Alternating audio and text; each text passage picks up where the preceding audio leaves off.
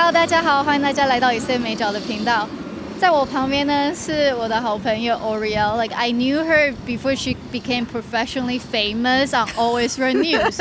She's a field reporter. She's been to so many places, the impact sites. She's interviewed so many people. So today, interviewing her, so you know that first of all, she's not an AI person. No, I'm not she's AI. She's a real friend. I'm real, and we're real friends. Yes. And then secondly, I'll put her link below so that you guys can follow her content, because she goes to fields all the time and bring us first-hand report in real time. So that's the whole purpose of this interview. Yeah. So tell us what you've been seeing the past 27 days. What's going on in Israel? Past 27 days. Yeah, let's walk. We're gonna walk the city a little bit. Because we're like walking together as a family of three. See, he's definitely not AI. Yeah. So just a little bit of a background. We're in Jerusalem, and you can see that other people are not AI either. It's a rainy day here today, and That's so. why there are not a lot of people. Right. Us Israelis, we bless the rain, we welcome it, but we don't like the rain. But we're happy to be outside either way. And look, yeah, we're at a time of war, and that's what's happening right now. But the truth of the matter is that Israelis are very, very resilient people. True. Like, we're very resilient people. Every single place of impact that I have been, you immediately see Israeli flags all over the place. You see people. Playing. And kids playing. Wow, that's so true. I was literally just in Arad, where there was a ballistic missile that fell in between buildings. So in between the buildings, there was like a playground, and you could see a girl. There's debris everywhere, and she's just playing. And that's the reality of Israel, is that no matter what happens, we get up on our feet and we continue to live no matter what happens to us. So it's been a very strange, more than 3 weeks, but we're still on our feet, we're still going, and you can see people are still wanting to live their lives. That's how we are. What are some of the things that you saw and then you wish people outside of Israel would know and understand? What I wish people understood about Israel is that they think that we're just like afraid all the time in our houses, hiding from the world. And it's just not true. People are wanting to continue to live their lives. They continue to encourage each other. They continue to work. Everyone is keeping to the safety protocols as much as they can. But no one is cowering in fear.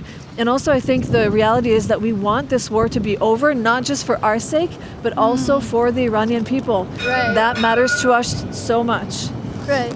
So a lot of people ask, why don't we leave? Why don't Israelis leave Israel? Why? This is our home. That's one. The only reason why Israelis would try to leave at this point is not because that there's a war, but because it's Passover, and some of them want to celebrate the Passover with their family abroad. Right, that maybe can't make it here. But Israel is so unique in the sense that actually, when there's a time of war, you have people wanting to get back to Israel. You have both reservists that try to get back to Israel. You have people that they're sort of like, I don't feel like I want to be with my people in their trouble or in their suffering. So Israel is very unique in that sense.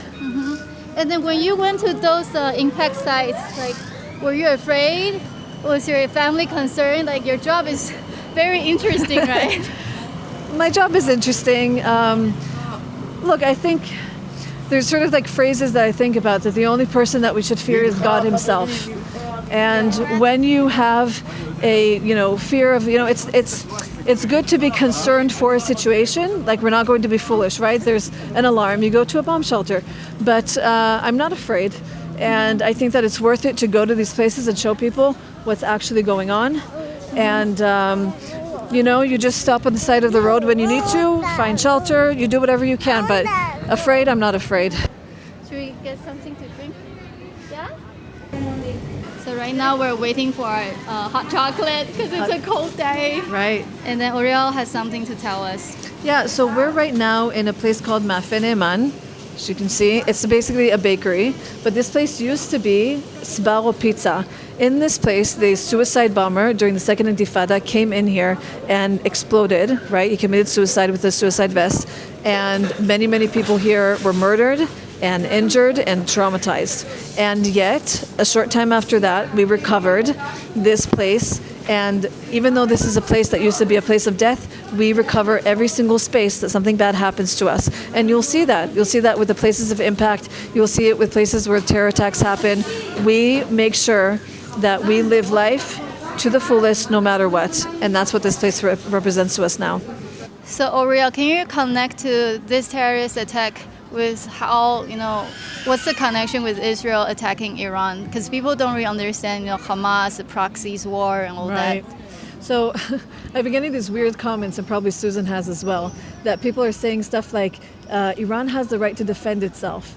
And it's so delusional to me because Israel is not even a neighbor to Iran, which is crazy. So you're thinking, like, what beef does Iran have with Israel?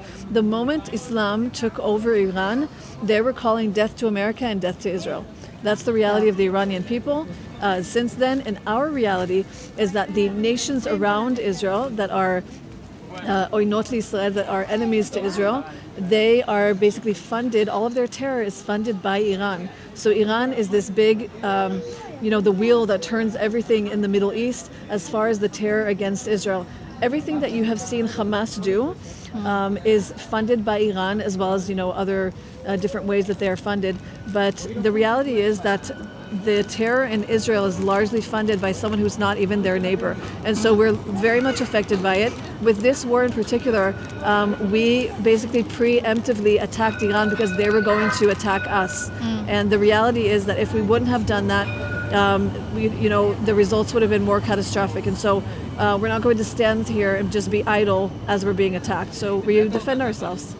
I remember it was last year or maybe the year before, we made a video together talking about the Gazans, and you said like Israelis don't hate Gazans. It's just Israel has to defend for itself. Right. And it's not the Gazans who are attacking Israel. Is the Hamas who live in Gaza. And then why does Hamas have the weapons to attack Israel? It's because they got money from Iran. That's just a simple reality. Look, no one wants this war. No one wants to be in a war. I know so many of the people and reservists that they lose their business every single time they have to go back into reserves. Their family life suffers. Like, their life suffers so much because they have to go through this war that they're not interested in. And none of us are. No one wants to be in this situation. We would want nothing more than to have peace. But the reality is that they don't want peace with us. Yeah. And you cannot negotiate yourself into peace when someone's ideology is your death. And so that's, we just have to deal with that. And we don't hate people. And you don't want war. No, you want peace. We don't want this. Look, I'm thinking about the amount of money also that our taxes go to, defending us. And I'm wondering what else could have been done with that money to make our lives better instead of having to defend ourselves. So we're not loving this situation at all. So we'd love for this war to be over, but not before we make sure that our enemies can't attack us again. Oh, but I heard there's going to be a ceasefire, no? We don't know if there's going to be a ceasefire, but I just hope that whatever happens, that we eliminate the threat to our country before that happens, if it happens at all. Thank you all for watching, and if you want more information, more videos that Oriel made, I'll put in the link below. Yeah, see you next time. Cool. He wants to be there. Hi. It's really cool.